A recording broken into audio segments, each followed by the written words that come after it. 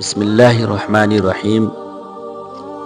میرا اللہ قرآن میں ارشاد فرماتا ہے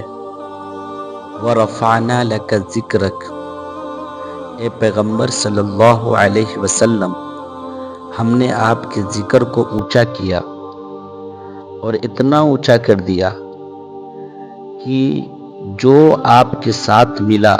جس کی نسبت آپ کے ساتھ ملی،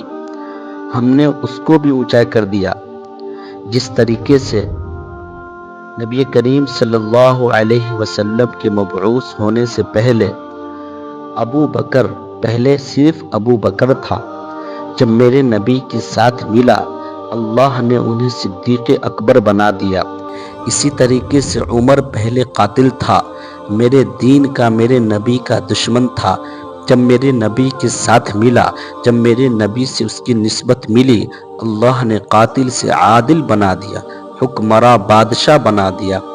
اسی طریقے سے عثمان پہلے عثمان تھا، جب میرے نبی سے ملا، میرے نبی سے نسبت جڑی، اللہ رب العزت نے سخاوت کا بادشاہ اور ذی النورین بنا دیا۔ اسی طریقے سے حضرت علی پہلے علی تھا، جب میرے نبی سے ان کی نسبت جڑی، جب میرے نبی سے ان کی شان جڑی، اللہ رب العزت نے ان کو فاتح خیبر اور اسد اللہ الغالب کا لقب دے دیا۔ اسی طریقے سے حبشہ کا رہنے والا حضرت بلال، جو ایک غلام تھا جس کو دن رات ستایا جاتا تھا، جب میرے نبی صلی اللہ علیہ وسلم سے اس کی نسبت جڑی، جب میرے نبی پاک صلی اللہ علیہ وسلم سے ملا،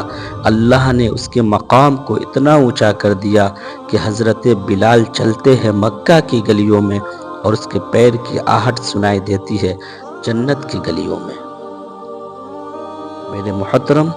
اللہ رب العزت نے میرے نبی کی شان کو بڑی اونچا کیا ہے۔ میں کہہ دینا چاہتا ہوں ان گستاخان رسول سے جو میرے نبی پاک صلی اللہ علیہ وسلم کی شان اقدس میں روز بروز گستاخی کر رہا ہے، یہ جانتے ہوئے بھی کہ محمد کے جیسا اس دنیا میں کوئی نہیں۔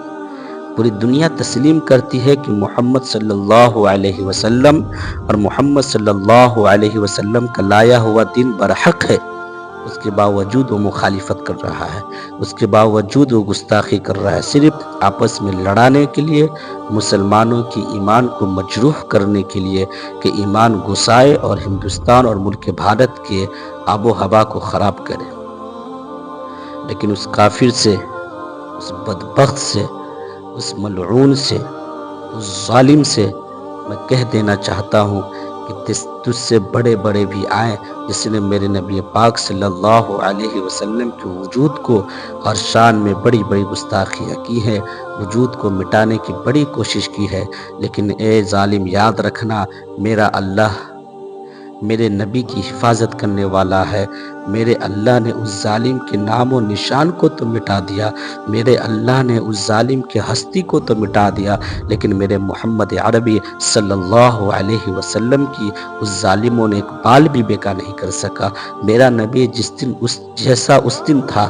آج بھی ویسا ہی ہے، انشاءاللہ قیامت تک ویسا ہی رہے گا۔